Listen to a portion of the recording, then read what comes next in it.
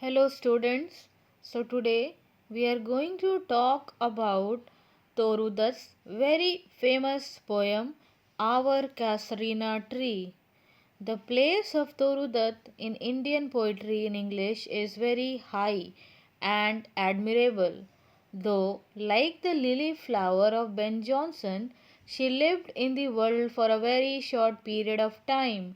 Her brief blooming and spreading fragrance is still being felt and enjoyed by the lovers of art and beauty. Torudat started writing her verses in her very early age. She was very much influenced by the poetry of the Romantic and the Victorian poets. The poetic style of Keats, Shelley, and Byron can be well be seen in her poems, particularly in Our Casuarina Tree. The poem Our Casuarina Tree is a beautiful symbolic poem combining both matter and manner in proper proportion. The tree here is the symbol of the memory of Toru Dutt. It also symbolizes the rich tradition of Indian culture and philosophy which played an important role in shaping the poetic and aesthetic vision of the poet. In Keats' Ode to Nightingale, the bird symbolizes the world of art and beauty. In Shelley's To a Skylar, the bird is a symbol of freedom and liberty. Similarly, in Toru Thus, Our Casuarina Tree, the tree connotes the nostalgic feelings and memory of Toru Dutt. This is the tree under which she played with her dead brother and sister. So, whenever she remembers the tree, all of a sudden she is transported to the world of her memory, which is strongly attached to the tree. The beauty of the poem lies in its rich images and symbols, words, and phrases which are very suggestive. In the first stanza, she imagined the Casuarina tree, as a tree which is huge, magnificent, and the tree has been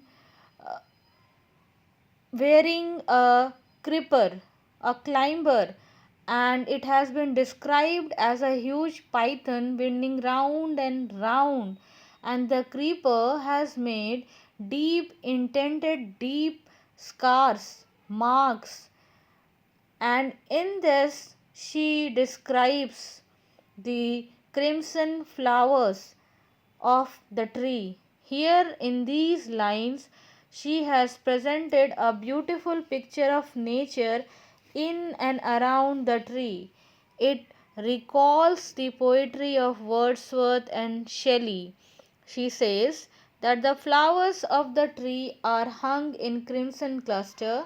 The various birds and bee may be seen gathered on the tree. In the night, while the men are sleeping, one can see the sweet song of a bird. The word darkling, repose, crimson, cluster remind us of such type of common phrases of romantic poets, particularly in Keats' Ode to Nightingale. The phrase intended deep with scars suggests her unforgettable and indestructible love for the tree. This love has carved out a permanent imprint in her heart, though at the time of the composition of this poem she was in France, but spiritually she was with India. The second stanza of the poem is replete with the pictorial and visual description of the tree and the grey baboon and his offspring. The poet says that when she gets up in the morning, she is delighted to see the tree. In winter season, a grey baboon used to sit on one of the branches of the tree watching the sunrise. She compared the baboon to the statue. On the lower branches, the offspring of the baboon used to leap about and play. Hence, the description of the baboon sitting alone like a statue is very pictorial and visual. In this stanza, she also creates Indianness by mentioning the song of Kokila. Here, the comparison of the water lilies to snow in mast is very apt and proper. It has Keatsian or Wordsworthian overtone. Up to the second stanza, we get the visual portrayal of the tree, but in the third stanza, we see a sudden change. Now there is a sense of pathos and memory. She feels that the tree is important for her, not simply for its magnificence, but because of the memory which is tagged to it very strongly. Toruda thinks that the tree has emotional significance in her life. It is the tree under which she used to play with her brother and sister. Though the cruel fate has laid an icy hand on them, the word we and companions make this point more clear. Hence, these lines contain a deep sense of pathos and memory of the writer. Like Keats, she had to suffer a lot in her life. She had seen bitter struggle for life and death, untold miseries after the death of her beloved brother and sister. The heart of the poet at the time was full of grief and sorrow, the care and anxieties of her personal loss. Perhaps this is why she does not hear the water lapping with low sound, but in place of this she hears a dire like murmur, which has been compared to the sea breaking on a single beach. She hears the lament of the tree. Here, the phrase tree lament is an example of transferred epithet. It is not the tree lament, but the lament of the heart, which weeps for the immature death of the poet's brother and sister.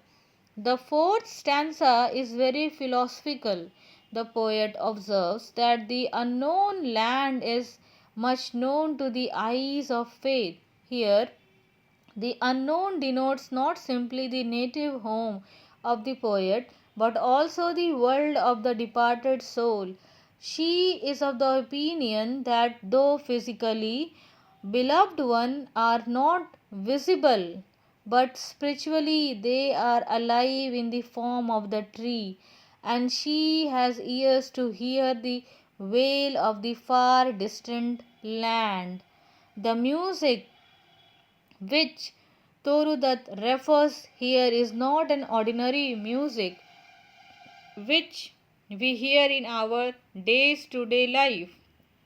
It is a music of the soul which once it is attained never dies, continues to vibrate with the highest perceptions in the mind of the seeker.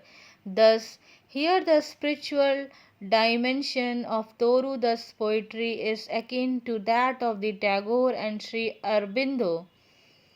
It is very similar to Keats' Ode to Nightingale, where the poet has the inner vision of the eternal bliss in the world of the bird.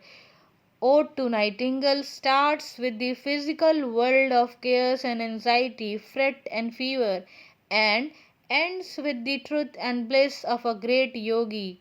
When Keats attained that vision of knowledge through the viewless wings of poesy, he says that no hungry generation treats thee down.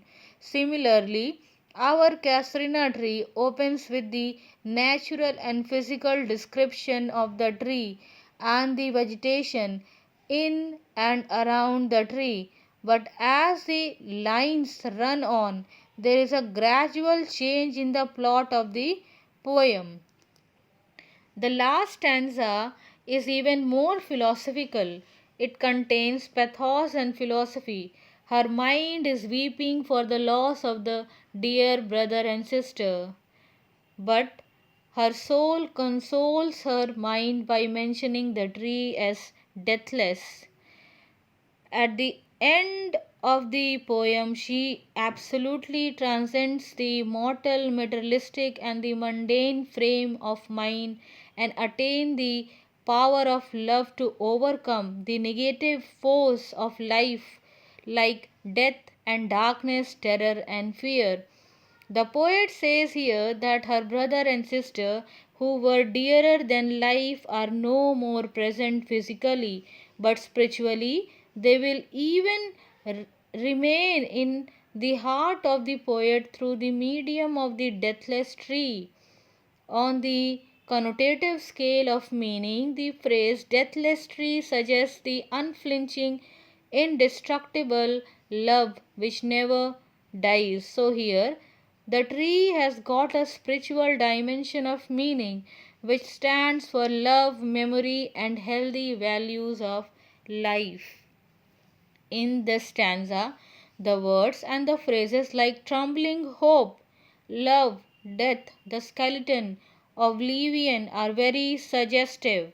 The poetess has a great love for the beloved brother and sister.